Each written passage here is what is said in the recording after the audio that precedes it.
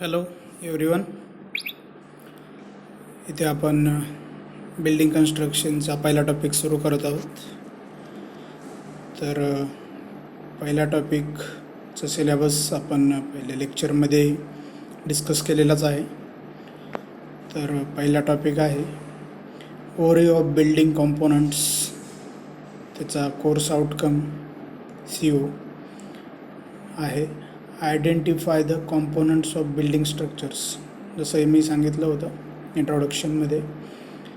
तर पहिल्या टॉपिकमध्ये आपण बिल्डिंग कॉम्पोनंट्सचा ओव्हरव्ह्यू पाहणार आहोत. म्हणजेच थोडक्यात बिल्डिंगचे कॉम्पोनंट्स जे असतात तर त्या सर्व कॉम्पोनंट्सची ओळख आपल्याला या टॉपिकमध्ये करून घ्यायची आहे. तर त्याच्यामध्ये पहिला पॉईंट आहे क्लासिफिकेशन ऑफ बिल्डिंग. तर classification of building as mention in national building code 2016. तर पहिला नॅशनल बिल्डिंग कोड 2005चा होता ओरिजिनवाला. तर त्याच्यानंतर त्याच्यामध्ये जे मॉडिफिकेशन केलेलं आहे ते 2016मध्ये झालं होतं. आणि त्याच्यामुळे रिसेंटली जे नॅशनल बिल्डिंग कोडनुसार 2016च्या बिल्डिंग कोडनुसार जे बिल्डिंगचं क्लासिफिकेशन केलं जातं ते म्हणजे ज्या आपण सर्व वेगवेगळ्या टाईपच्या बिल्डिंग्स पाहतो तर त्याच्यानुसार त्याच्या युजेसनुसार स्पेशली त्याचा पर्पज जो काय असतो त्याच्यानुसार आपण बिल्डिंगचे ते 9 टाईप्स स्पेशली ते पाहणार आहोत डिटेलमध्ये. तर त्याच्यामधलं सर्वात कॉमन आणि इम्पॉर्टंट टाईप आपण जो पाहतो तो म्हणजे रेसिडेन्शियल बिल्डिंग. चे एक्झाम्पलही एक्झाममध्ये विचारतात. हा क्वेश्चन नेहमीच राहतो पहिल्या टॉपिकमधून एक्झामसाठी. तर त्याच्यामध्ये एक्सप्लेन और classify the buildings mention in the national code according to the 2016 modern national code असं विचारतात. तर त्याच्यामध्ये ह्या बिल्डिंगचे सर्व टाईप्सचे नावं आणि त्यांचं एक्झाम्पल पण तिथे मेन्शन करावं लागतं. त्याच्यामध्ये नॅशनल बिल्डिंग कोडमध्ये एक्झाम्पल्स येतात मग आपले boarding houses, lodging, hostel, flats, apartment houses. ठीक आहे, म्हणजे जे राहण्याचे ठिकाणं आहेत, राहण्याचे जे सर्व बिल्डिंग्स असतात तिथे म्हणजे आपले फ्लॅट्स असतील, अपार्टमेंट्स असतील, राहण्याचे जे राहते घरं असतात तर ते सर्व रेसिडेन्शियल बिल्डिंगमध्ये येतील. त्याचे एक्झाम्पल इथे तुम्हाला लक्षात ठेवणं गरजेचं आहे. त्याच्यानंतर एज्युकेशन बिल्डिंग आहे. तर एज्युकेशन बिल्डिंगमध्ये आता पहा इथे भरपूर सारे एक्झाम्पल हे आपल्याला त्या बिल्डिंगच्या नावानुसारच लक्षात येऊन जातं, त्याच्या नावावरूनच. त्याच्यामध्ये school, college, university, board, library, research institution, जे सर्व जिथे की शैक्षणिक संस्था आपण थोडक्यात म्हणतो जिथे शिक्षण घेतलं जातं वगैरे, तर अशा टाईप तिथे एज्युकेशन बिल्डिंगमध्ये येतील हे सर्व एक्झाम्पल्स. त्याच्यानंतर इन्स्टिट्यूशनल बिल्डिंग. इन्स्टिट्यूशनल म्हणजे काही जे प्रायव्हेट असेल, प्रायव्हेट एखादं सार्वजनिक ठिकाण असेल, बिल्डिंग केलेले असेल प्रायव्हेट पर्पजसाठी, त्याच्या प्रायव्हेट बिझनेससाठी बनते, तर त्याला आपण इन्स्टिट्यूशनल बिल्डिंग म्हणतो. जसं की हॉस्पिटल, क्लब्स, स्टेअर्ड हॉटेल्स म्हणजे एकंदरीत जे आपण 3 स्टार 5 स्टार असं हॉटेल म्हणतो, नावाजलेले हॉटेल पण त्याच्यामध्ये येतात. तरी इन्स्टिट्यूशनल बिल्डिंगमध्ये. त्याच्यानंतर 4th टाईप आहे असेंब्ली बिल्डिंग.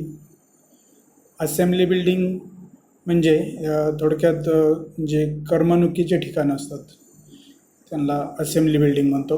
करमणूक म्हणजे आता पहा, करमणूक म्हणलं की साहजिकच तिथे cinema hall, theatres, auditorium, museum, exhibition hall हे सर्व असेंब्ली बिल्डिंगमध्ये येतील.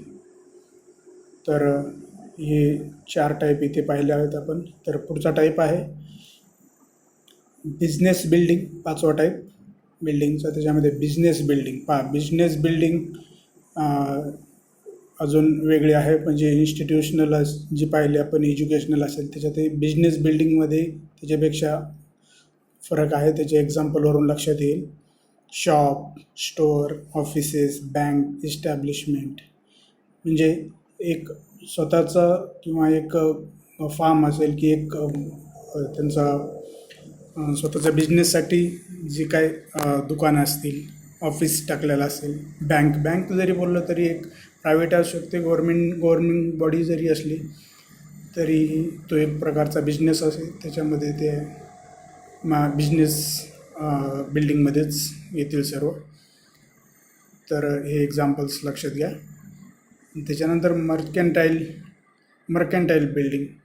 तर याच्यामध्ये मर्चंट म्हणजे व्यापार चालतो, त्याला व्यापार केला जातो, अशा टाईपच्या बिल्डिंग ह्या मर्कंटाईल बिल्डिंगमध्ये येतात.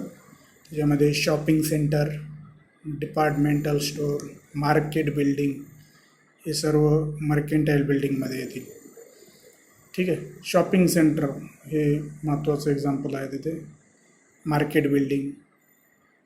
त्याच्यानंतर आहे इंडस्ट्रीयल बिल्डिंग. इंडस्ट्री आता नावातच मी अगोदरच सांगितलं की नावावरूनच खूप सारे आपल्याला एक्झाम्पल्स लक्षात यायला पाहिजेत, एक्झाम्पल्स त्याचे देता यायला पाहिजेत. महत्त्वाचं म्हणजे हे 9 टाईप्स जे आहेत ते तुमच्या मेजॉरिटी लक्षात राहतात. हे 9 जे नाव आहेत तेही पूर्ण लक्षात राहतात, पण त्याचे एक्झाम्पल्समध्ये तुम्हाला कन्फ्युजन होऊ शकतं. त्याच्यामुळे तुम्हाला त्यांच्या नावानुसार लक्षात ठेवायचे ते. जसं की आता बिझनेस बिल्डिंगमध्ये सांगितलं. इंडस्ट्रीयल बिल्डिंगमध्ये आता तर इंडस्ट्रीयल बिल्डिंग नावानुसारच म्हणजे ज्या इंडस्ट्रीज असतात जिथे की वेगवेगळे ते पाहतो आपण प्रॉडक्ट्स तयार होतात. तर त्याच्यामध्ये assembly plants, refineries, gas plants, mills dairies and factories ह्या ज्या इंडस्ट्रीज असतात. आता हे सर्व इंडस्ट्रीजचे प्रॉडक्ट आहेत, आउटपुट्स आहेत. तर ते सर्व इंडस्ट्रीयल बिल्डिंगमध्ये इन्क्लूड केलेले असतात. केमिकल इंडस्ट्रीज असतील, पुढे काही तर ते वेगळ्या ह्याच्यामध्ये तसं पुढे त्याचं स्पेशल टाईप पण आहे. पण लक्षात ठेवा की सर्व इंडस्ट्री ज्या असतात त्या इंडस्ट्रीयल बिल्डिंगमध्ये येतील. आणि त्याच्यानंतर आहे स्टोरेज बिल्डिंग. स्टोरेज बिल्डिंग आता पहा, नावानुसार मी स्टोरेज म्हटलं तर तिथे warehouse, cold storage, transit shed, garage जे गोडाऊन्स वगैरे आपण जे म्हणतो ना, तर ते सर्व स्टोरेज बिल्डिंगमध्ये. गोडाऊन्स पण तिथे एक्झाम्पल येईल. कोल्ड स्टोरेज म्हणजे शीतपेय असतात ते स्टोअर करण्याचे ठिकाणे. वेअरहाऊसेस साठवणुकीचे जे घरे असतात त्या असं म्हणतो त्याला. तर हे सर्व एक्झाम्पल्स स्टोरेज बिल्डिंगमध्ये येतील. आणि त्याच्यानंतर हा लास्ट टाईप आहे हजार्डस म्हणजे घातक किंवा जो हे आपल्याला डायरेक्टली इनडायरेक्टली अफेक्ट करतो असा हजार्डस बिल्डिंगमध्ये येतो. मग तो त्याच्यामध्ये एक्झाम्पल आहेत. म्हणजे स्टोरेजपासूनही त्याचा धोका असू शकतो. इट इज यूज फॉर स्टोरेजसाठी यूज केलेला जातो, पण त्याच्यामध्ये स्टोरेज केलेले ज्या काय वस्तू आहेत किंवा जे कामाची वस्तू असतील पण त्यांच्यापासून धोका असेल, तो कसाही असेल, मग हँडल करताना असेल, त्याच्या मॅन्युफॅक्चरिंगच्या वेळेस असेल, तर का मग तसे काही मटेरियल कोणते असं कंबस्टिबल किंवा एक्सप्लोजिव्ह मटेरियल्स प्रॉडक्ट्स असतील. तर थोडक्यात म्हणजे असे एक्सप्लोजिव्ह मटेरियल कोणते राहतात, मग जे आपले फटाक्याचे दुकाने राहतात. ठीक आहे. फटाक्याच्या कंपनी म्हणजे मॅन्युफॅक्चरिंग करणारी कंपनी पण हजार्डस बिल्डिंगमध्ये येईल आणि जिथे स्टोअर केला जातो ते पण एक हजार्डस बिल्डिंगमध्ये येईल. असे प्रॉडक्ट्स जिथे स्टोअर केले जातात ते, कारण त्यांच्यापासून कधी धोका असतोच.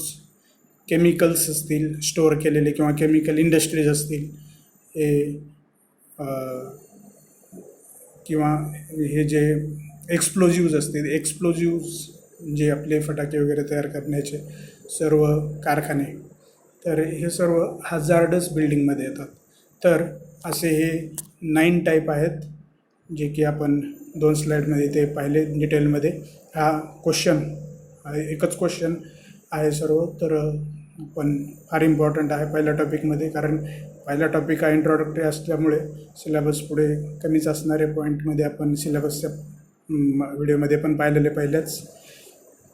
तर एकंदरीत हा पहिला क्वेश्चन इथे कवर होईल. हा जवळजवळ तुम्ही पाहिलं मागच्या क्वेश्चन पेपर, तर प्रत्येक क्वेश्चन पेपरमध्ये तुम्हाला हा क्वेश्चन पाहावयास मिळेल.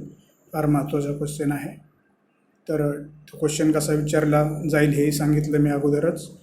तर ह्या 9 टाईप्सच्या बिल्डिंग आणि त्याचे एक्झाम्पल्ससहित तुम्हाला तिथे मेन्शन करावं लागतं. तर इथे आपण एवढंच पाहूया. ठीक आहे, थँक्यू.